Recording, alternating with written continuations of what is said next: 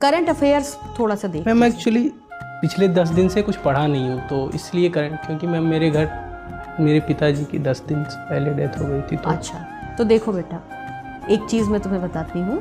कुछ चीज़ें ऐसी होती हैं हमारे जीवन में जिन पे हमारा कोई जोर नहीं होता। एकदम परेशान नहीं होना, क्योंकि डेस्टिनी ऑलवेज फाइंड इट्स वे। नियति हमेशा अपना रास्ता ढूंढ लेती है, ठीक है। आपके पिताजी जहाँ भी हैं वहाँ से वो आपको ब्लेसिंग्स दे रहे हैं, और वो जहाँ भी होंगे वहाँ से चाहते होंगे कि आप जो है सक्सेसफुल कैंडिडेट्स की लिस्ट में ज़रूर हों। और उसके लिए आपको सिर्फ ये करना है कि आपको अगले 2-3 दिन अपना सब कुछ, जो भी कुछ है, आपके पिताजी कहीं नहीं गए हैं, आपके आसपास ही हैं, ठीक है। और वो आपको देख रहे हैं, और आपको इस भाव से काम करना है कि मुझे अपने पिताजी के लिए सफल होना है। और जो चीज़ें हम आपको बता रहे हैं, पिछले साल के जो बड़े अधिनियम, एक्ट्स हुए या विधेयक हुए, फिर आपका चंद्रयान हुआ, विमेन रिजर्वेशन बिल हुआ, है ना, IPC, CRPC, इंडियन एविडेंस, ये देखो बेटा, ये ना एक ऐसा मौका है जो बार बार मिलता नहीं, इसको गंवाना नहीं, है ना। जो हमने गंवा दिया उस पर हमारा जोर नहीं था, इसको अगर हम गंवाएंगे तो हमें अफसोस होगा कि हमने अपनी गलती से गंवाया, है ना। तो अगले 2-3 जो है अपने मन को एकाग्र करो, और ये बात का ध्यान रखो कि ये जीवन का चक्र है, ऐसे ही चलता है। सबको इस दुनिया से अपना रोल प्ले करके चले ही जाना है। उसके लिए बहुत, वो किसी को भी स्ट्रेस होगा, आई कैन अंडरस्टैंड। उसका तनाव लेने से आपकी परफॉर्मेंस बिगड़ जाएगी, और वो स्ट्रेस आपके लिए ज़्यादा दुखदाई होगा कि मैं इतना लंबा सफ़र तय करके आखिरी मोर्चे पे कैसे पस्त हुआ। और आप पस्त नहीं होंगे, आपके साथ जो हुआ उसके बाद आपने यहाँ 20 मिनट हम लोगों को झेला है, मामूली बात है। आप इतने शानदार, हम लोगों ने आपके जाते ही सबसे पहला फीडबैक हमारे पास यही आया मेंबर की तरफ से कि ये बच्चा बिल्कुल घबराया नहीं।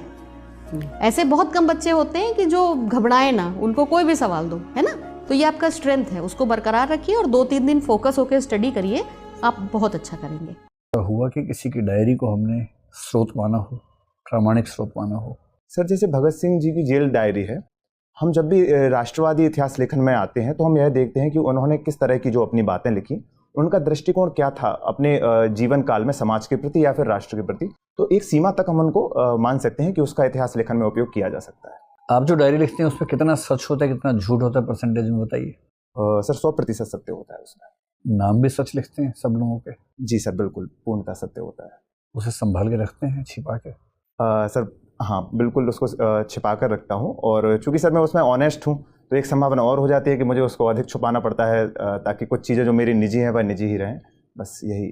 आप लोकल जो बोलियों की बात कर रहे हैं, तो राजस्थानी भी एक भाषा है या बोली है या उपभाषा है, जैसा भी आपको ठीक लगे, और ये डिमांड खूब चल रही है कि राजस्थानी को भाषा का दर्जा मिलना चाहिए।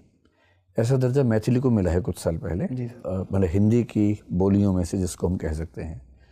तो राजस्थानी को भाषा का दर्जा मिले या ना मिले, पहले तो ये बताइए आपकी राय क्या है, और दूसरा अगर मिले तो राजस्थानी कौन सी राजस्थानी को मिले? राजस्थानी तो अपने आप में कोई एक ढांचा है नहीं, तो किसको राजस्थानी माना जाएगा?